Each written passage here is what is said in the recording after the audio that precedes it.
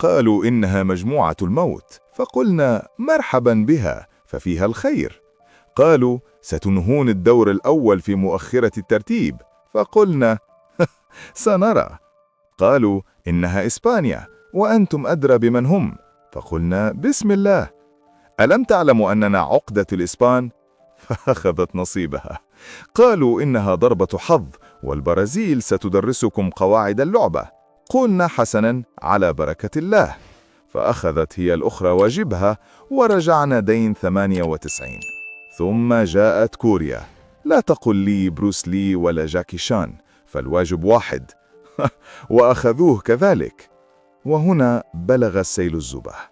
الكل راهن على سقوطنا أمام أمريكا، ولهم الحق، فقد سحقت فرنسا وإيطاليا بالثلاثية ووزعت التسعات وسارت كالطوفان.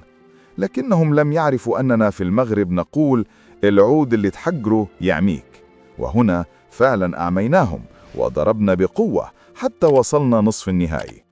برأيي المتواضع فرنسا كانت أضعف خصم واجهناه، لكن بعض الجزئيات الصغيرة رجحت كفتهم في الشوط الثاني، غير أن الأسود زائروا من جديد وبركلات الترجيح افترسوا الديك الفرنسي. وهكذا الحمد لله وصلنا إلى النهائي أمام الأرجنتين، وإن شاء الله ستختتم هذه الرواية بعودة الأشبال إلى العرين ومعهم الكأس الغالية، وستبقى هذه الملحمة الكروية خالدة وإرث جميل ستتناقله الألسن من جيل إلى جيل. ولكم التعليق.